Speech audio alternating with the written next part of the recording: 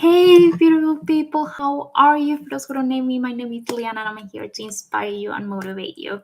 And the reason why I felt that I had to talk about this is actually because of an email that I got that I have to share my experience about listening to my intuition, or not my experience, but teaching others to do the same. So here I am. um, so like I mentioned, there are 5 things that you can do to be able to learn to listen to your intuition more. And those are the 5 things that actually have helped me to move forward and to listen to myself. And I think we all have that intuition, but the matter of fact is that sometimes we suppress it, or we have suppressed it so long that we don't actually know that it's our intuition. And it is important to listen to it. I mean, otherwise, why would we have it, right? So, number one, meditate. uh, I do believe that once I started meditating, my intuition kind of woke up even more, where I started listening even more to it. Um, so when you meditate, I don't know if you have ever done it, uh, but just sit down, listen to. I mean, if you have to download some kind of meditation, do that if that will help you. Otherwise, download or listen to Spotify and try to find this calm music and put on a light or a candle so you can follow the flame, because that actually helped me a lot to focus on the flame instead of starting to think outside of all the things that I had to do and the things that I should be doing, and everything that can come up. Because at the beginning it might be harder to meditate when you're not used to just focusing and just kind of recharging. So when I meditate, and this is depending on what level you are in, right? So when I started meditating, I started with the candle. So I was watching the flame to be able to concentrate on the flame. And I was thinking as if the flame was within me. So I wanted to make the flame become bigger, to have that the feeling of this warmth flame within me, and this light that will bring more brightness into me. So it is not only the meditation part, but it's always about trying to imagine things beyond the normal, if you want to call it that way. Because a lot of the imagination that's about you know within us, because we can see what's going on, and it depends if you do believe in chakras or not. And it doesn't really matter if you have that belief, but if you can imagine that you are a light, that there's a light within you, and that you want to make this light expand, it does make it so much easier to actually concentrate at the beginning with a candle. um, and then you can move your way forward to just closing your eyes and actually seeing that light within you and making it expand. Another way that I have about meditating is to kind of connect myself to everything. So what I do when I'm sitting down, I'm kind of thinking myself like a a tree. Yeah. So I feel how I'm rooting down my roots down on the ground. And I love doing that, especially in the summer when I can sit outside. But kind of just feeling as if I was a tree, so I can root myself into the ground to have that connection with nature. And often I meditate at night. So I kind of feel like if you imagine yourself fairy dust from the moon, or just a light from the moon, like a waterfall coming with the light to connect everything, like the universe, the nature, and I'm in the middle.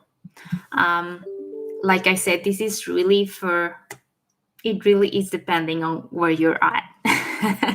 But those are the things that I do and that I know help me to listen to my intuition much more. Because, you know, I do believe that we are much more than this bones and muscle kind of figure, and that we have an intuition for a reason, and that we need to learn to listen it to it more, to be able to fulfill our purpose, to do what we love, to be able to kind of think outside this box, or the matrix that we live in, if you want to call it that way. Because in a way we are in a matrix, that we are grown up to believe things, to, life is supposed to be this way. But the real question is, do we really? And I think that there's so many people actually trying to understand that now, and actually living outside this box or the matrix that we're living in, that it is important to learn how to listen to yourself, to your true self. Because I do believe that a lot of what we do kind of is in automatic. It is because things have always been that way, or because this is how I've always behaved. And you have to understand that just because you always behave a certain way doesn't mean that you have to be that way, right? um, so that helps a lot with the meditation, and really kind of thinking of, who do you really want to be? What kind of person do you want to be?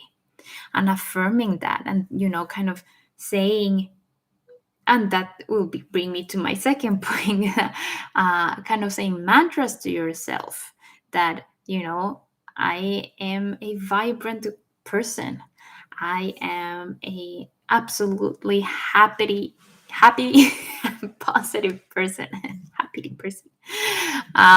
No, but seriously, I do really believe that once you kind of talk yourself into being the person that you really want to be, and letting go of all these things that you have thought that you are. But that's up to you. It's up to you to decide who you are, and who you want to be, and how you want to be. So writing down your mantras or saying them out loud, I do believe that that really does help. um, the third thing, it's writing down your thoughts. I don't know how it has been for you, but something that I have done since I was little was, when I was upset or when I was very happy, I could sit down and write down, especially when I was sad and I felt in a moment of frustration, or a moment where I felt that people didn't understand me. I will just write, and write. And it's funny, because now when I look back at this, I'm like, where did that even come from? Because that's your, like, it's like you're letting your intuition just flow through you.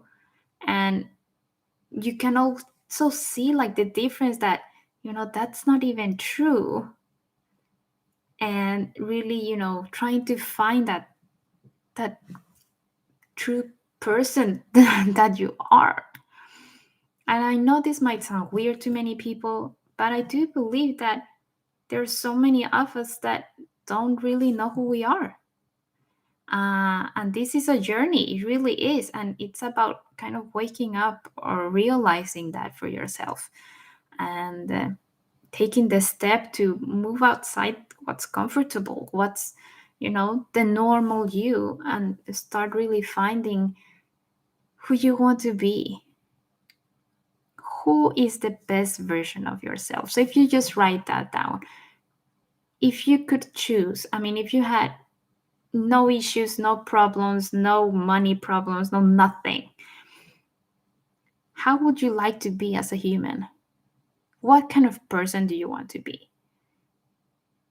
Do you want to be this fabulous, vibrant woman with so much energy and so much passion?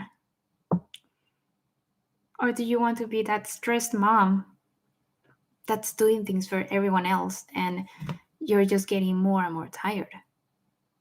Because seriously, I don't believe anyone wants to be that person. That kind of just, you kind of just become that. And that's what I mean, that you actually have the choice. But you have to then make changes in your life to become that better version of yourself.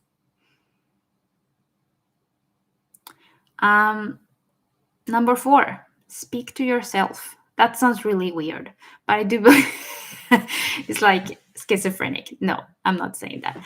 Uh, and I do believe we all talk to ourselves, right? But really ask yourself, when you're in this moment of doubt, of questioning things, of, really listen. Let go of all the negative. I mean, I'm not saying, because there's a difference of listening to your intuition and listening to your ego. And I should do kind of a video about that. I'm going to write that down. So you know the difference, because it is different. Your intuition is trying to bring the best out of you, is trying to be the best version of you, the version that you should actually be. While the ego is the one that is pushing you down. If you think about the angel and the little devil, kind of that. So the devil is the ego and the angel is your intuition. So it's really about listening to, because the ego is the one holding you back, is the one saying that you can't do this. Who do you think you are? That's your ego. So as soon as it's something negative, that's your ego talking, because your ego wants to stay in the comfy zone. It doesn't want to get out of known to the what's known for you, what's your normal. And the second is that your intuition, who is actually telling you, go for it. Yes, listen to me. Because I know that we all have that voice. We do listen. And it's really about starting to focus where to listen. Because we usually, and I know this because I've done it myself, and I'm moving past that, and I want to teach people this, to stop listening to the ego, because the ego is kind of like screaming, so you hear it more, especially if you're used to listening to it. And your intuition is always there, but it's kind of like a whisper, you know? It's a whisper telling you your biggest secret and your biggest purpose. No, but I'm for real. It is different. So once you stop listening to the ego, you will be listening to your intuition so much more. And this might be a bit off, but I have actually oracle cards. When I feel that, I can't really get an answer if I should move forward, when I feel that I'm not getting anywhere, and I feel a bit of frustration or whatever, I actually bring out my cards to myself. I love this. I love the colors. It's so me. And you can see it kind of matches my nails too. No, but seriously, so I actually bought this for myself, and I kind of just mix it up and take the card that kind of speaking to me. Because the thing is that each card has kind of a message. And it's so funny because it really does give me guidance in the moment and the thing that I'm asking for. So for example, all the ways lead you home. That's like the one I got today. And then you have this little book where it kind of just says what it means, and it asks you something to kind of get you starting to think about, or what does it mean. So those are the 5 steps that I have used to be able to listen to my intuition more, to be able to believe in myself, to really, go for it, even though I'm freaking out and I don't know where to go. So you guys, like I said, I will be putting up another video about ego or intuition, which one to listen to. Know the difference. It really is important. So don't forget to subscribe and put the bling bling so you can see when I put up my next video. Take care. Namaste.